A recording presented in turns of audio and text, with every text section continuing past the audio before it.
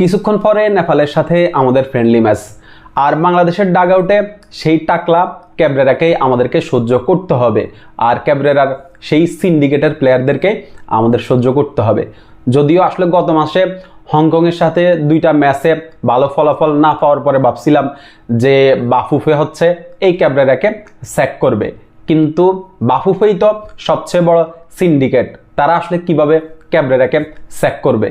ক্যাবরেরাকে Bafufe sec করে নাই, এবং এবার যখন এই নেপালের ম্যাচের জন্য যখন স্কোয়াড ঘোষণা করা হয়, তখন হচ্ছে ওই যে ক্যাবরেরার সেই সিন্ডিকেটের সাদউদ্দিন, সোহেল রানা জুনিয়র, সিনিয়র, এরপর হচ্ছে লর্ড ফাহিম, সবাই আসলে স্কোয়াডে ছিল। একবার তো ভাবছিলাম যে খেলাই দেখবো না, খেলার দেখার রুচিটাই উঠে গেছে এদেরকে স্কোয়াডে দেখে।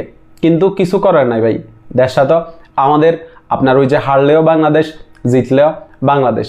সো কিছুক্ষণ পরে রাত 8টায় হচ্ছে নেপালের সাথে আমাদের ম্যাচ। নেপালের বিপক্ষে কিন্তু আমাদের আসলে রিসেন্ট টাইমের পারফর্ম খুব একটা ভালো না। লাস্ট 5টা ম্যাচের মধ্যে আমরা হচ্ছে 3টা ম্যাচ ড্র করতে পারছি, আর হচ্ছে 2টা ম্যাচ আমরা হেরে গেছি। যে 2টা ম্যাচ হারছি, ওই 2টা ম্যাচের স্কোর লাইন ছিল 3-1। মানে হচ্ছে ভাই আমাদের চেয়েও নেপাল হচ্ছে ভালো টিম। আমরা আপনার কয়েকদিন আগে লাস্ট যেই ফ্রেন্ডলি ম্যাচটা খেলছি নেপালের সাথে, ওই ম্যাচটাতেও আমরা জিততে পারি নাই, গোলশূন্যভাবে ড্র করছি। কিন্তু ভাই ওই ম্যাচের বাংলাদেশের স্কোয়াড আর এই ম্যাচের বাংলাদেশের স্কোয়াড তো আকাশ পাতাল তফাৎ। ওই ম্যাচের স্কোয়াডে হামজা চৌধুরী, সামিদ সোম, জায়ান আহমেদের মতো প্লেয়াররা ছিল না, কিউবা মিসেল ছিল না।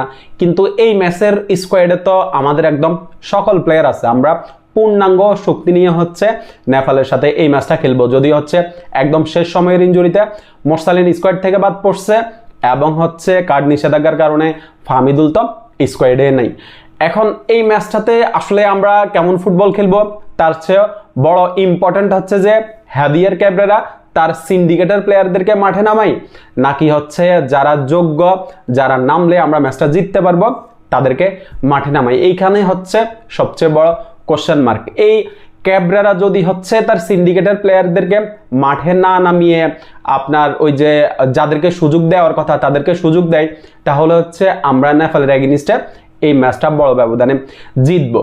কিন্তু নেপালও আসলে আমাদেরকে কোনোভাবেই ছেড়ে কথা বলবে না। নেপালের 8 জন ফুটবলার বাংলাদেশের ঘরোয়া লিগে খেলে, সেক্ষেত্রে বাংলাদেশের আবহাওয়া, বাংলাদেশের ফুটবলের কালচার মোটামুটি তাদের কাছে সবকিছুই পরিচিত। কিন্তু নেপালের আসলে ফুটবলেও এখন খুব বেশি একটা ভালো সময় যাইতেছে না, ওদের ফুটবলেও অনেক বেশি ঝামেলা চলতেছে। সেখানে বাংলাদেশ কিছুটা হইলেও অ্যাডভান্টেজ পাবে।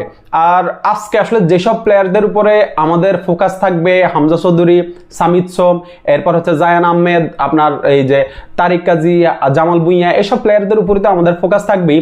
তার উপরে কিউবা মিসেলের উপরে আমাদের আলাদা একটা ফোকাস থাকতে হবে, কারণ হচ্ছে মোরসালিন ইনজুরিতে নাম্বার 10 পজিশনটাতে আমরা অবশ্যই কিউবা মিসেলকে দেখতে চাইবো। নাম্বার 10 পজিশনে যদি কিউবা মিসেল থাকে, সেক্ষেত্রে আমরা কিন্তু বাড়তি একটা অ্যাডভান্টেজ আমরা পাবো। আরেকটা হচ্ছে যে রাকিবকে যেন কোনোভাবেই নাম্বার 9 পজিশনে ইউজ না করা হয়। রাকিবকে যেন তার আপনার ন্যাচারাল পজিশন, আপনার উইংয়ে রাকিবকে ইউজ করা হয়। সেক্ষেত্রে নাম্বার 9 পজিশনে যদি আলামিন থাকে, তাহলে এটাও বাংলাদেশের জন্য একটা পজিটিভ দিক হবে।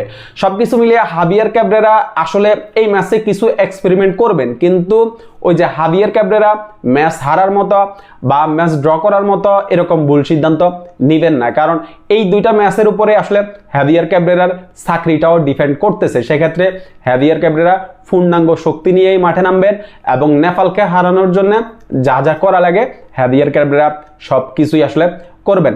সো শুভকামনা থাকবে বাংলাদেশের জন্য, এবং আমরা যেন এই ম্যাচটা একটা বিগ স্কোরে জিতি, এটাই হচ্ছে বাংলাদেশের কাছে একমাত্র চাওয়া। আর হামজা চৌধুরী, সামিদ সোম, জামাল ভুঁইয়া, কিউবা মিসেল সবাই যদি আসলে একসাথে মাঠে নামে, তাহলে তো ভাই এই বাংলাদেশকে আটকানো যাবে না। নেপাল এই বাংলাদেশকে আটকাইতে পারবে না। ধন্যবাদ সবাইকে।